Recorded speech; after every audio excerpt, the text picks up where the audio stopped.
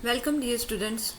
Myself Dr. Vartika Jain, Assistant Professor in Department of Botany, Government Mira Girls College, Udaipur, would like to discuss in this video about lenticels, and it is part of Unit 2nd of Paper 2nd of Botany BSc second year. Lenticels या हिंदी में जिसे हम वातरंध्र कहते हैं, ये वातरंध्र पौधे की छाल अर्थात बार्क में छोटे से लेंस शेप्ड पोर के रूप में, एक छिद्र के रूप में दिखाई देते हैं और they are visible as corky spots on the surface of main axis in the branches. और द्वितीयक वृद्धि जिन पौधों में होती है उनके तने में और उनकी रूट्स में, दोनों में ही ये लेंटिसल्स उपस्थित होते हैं। But there are some plants जिसमें ये लेंटिसल्स अनुपस्थित होते हैं। These plants are Tecoma radicans, Vitis vinifera that is अंगूर, फिलाडेल्फिस।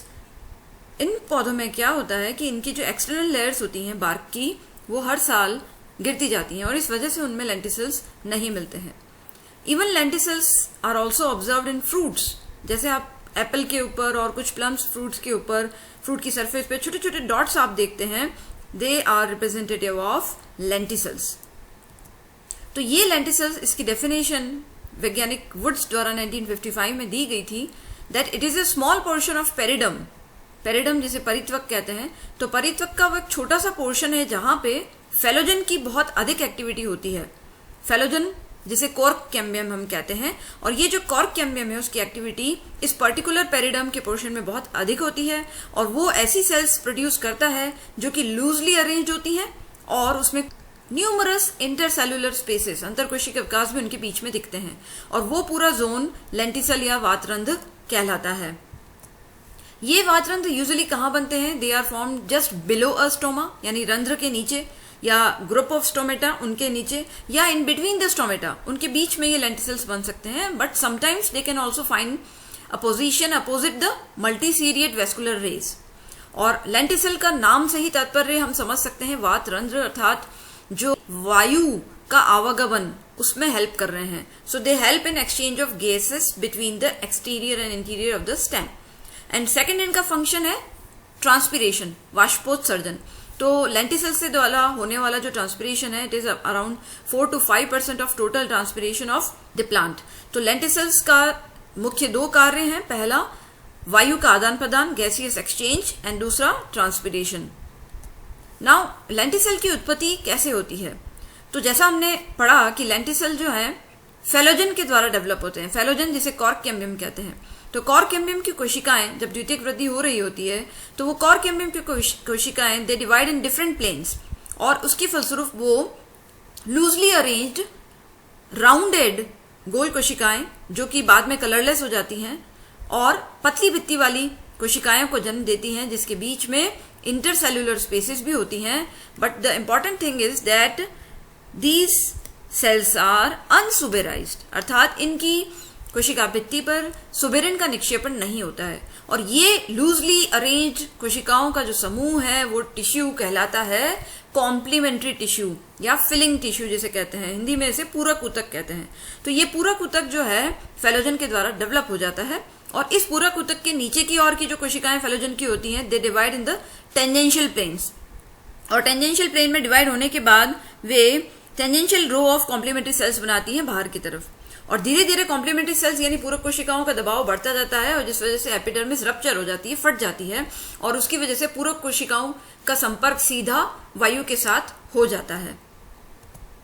तो ये जो डायग्राम है जो अर्ली स्टेजेस लेंटिसल फॉर्मेशन की है, जिसमें आप देख सकते हैं कि ये फेलोजन लेयर आपको दिख रही है। फेलोजन अर्थात कॉर्क कैम्बियम की कोशिकाएं, और ये कॉर्क कैम्बियम की कोशिकाएं जो हैं वो लूजली अरेंज्ड बड़े बड़े इंटरसेल्युलर स्पेसेस वाली कोशिकाओं को जन्म दे रही है जिसे हम कहते हैं कॉम्प्लीमेंट्री टिश्यू, पूरक कोशिकाएं, पूरक ऊतक। और ये जनरली कहाँ बन रहा है? स्टोमा के नीचे यानी रंध्र के नीचे, जैसा हमने पढ़ा मोस्टली रंध्र के नीचे बनता है। और ये लूजली अरेंज्ड जो कॉम्प्लीमेंट्री टिश्यू का जब यहाँ पे प्रेशर बढ़ जाता है तो यहाँ से एपिडर्मिस जब फट जाती है तो सीधा इस कॉम्प्लीमेंट्री टिश्यू का संपर्क हो जाता है बाहर की एक्सटर्नल एयर से।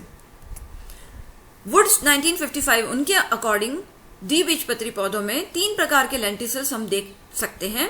पहला टाइप ए प्रकार का जिसे हम कहें तो ये मिलता है कुछ पर्टिकुलर प्लांट्स जैसे Salix, Pyrus, Populus, Magnolia, Liriodendron and Ginkgo. Ginkgo जैसे आप जानते हैं इट्स जिम्नोस्पर्म। तो इन पौधों में मिलने वाले लेंटिसल की खासियत है कि इनका जो पूरक ऊतक है, complementary tissue, it is made up of compactly arranged cells having intercellular spaces. तो ये कॉम्प्लीमेंट्री टिश्यू, ये जो आप इस फोटोग्राफ में देख रहे हैं कि कॉम्प्लीमेंट्री सेल्स हैं, परंतु दे आर कॉम्पैक्टली अरेंज। यहाँ पे इतने बड़े बड़े इंटरसेलुलर स्पेसेस आपको नहीं दिख रहे हैं intercellular spaces, but they are very small, और ये कोशिकाएं कॉम्पैक्टली अरेंज हैं। तो इस प्रकार का आपको मिलता है। आप एक एग्जाम्पल याद रख सकते हैं, Salix and ginkgo.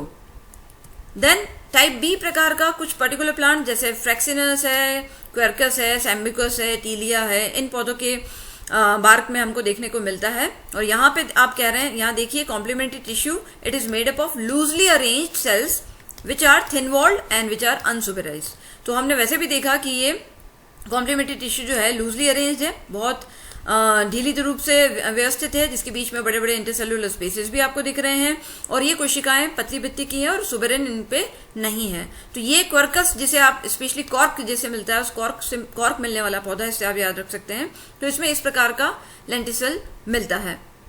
And the third type जो है वो प्रूनस, जैसे प्रूनस एमिग्डालिस आपने सुना होगा, जो कि बादाम जिसे कहते हैं। तो प्रूनस की कई जातियां हैं, तो कुछ प्रूनस की जातियों में इस प्रकार का लेंटिसल मिलता है।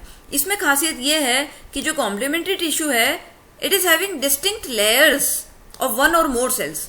तो इसमें परतों के रूप में कॉम्प्लीमेंट्री टिश्यू बना हुआ है, और एक से अधिक कोशिकाओं का भी हो सकता है। इसमें जो अंदर वाली जो डीपली अरेंज सेल्स हैं, वो सुबेरिन से निक्षेपित इनकी कोशिका भित्ति होती है, और जो बाहर वाली जो लूजली अरेंज सेल्स, ये these are loosely arrange cells, ये सेल्स जो हैं वो अनसुबेराइज होती हैं, और जो डीपली अरेंज सेल्स हैं वो सुबेराइज होती हैं। इन डीपली अरेंज सेल्स को, सुबेराइज सेल्स को क्लोजिंग लेयर भी कहा जाता है। इनको क्लोजिंग लेयर कहा जाता है because they are having compactly arrange cells with suberin on their walls and they are helping in holding together the tissue.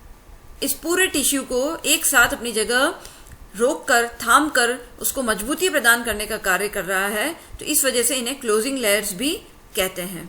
तो ये वातरंध्र एक बड़ा इंपॉर्टेंट टॉपिक है जिसपे मोस्टली शॉर्ट नोट्स पूछे जाते हैं। इसके साथ मैं यहाँ स्टॉप करती हूँ। Thank you very much.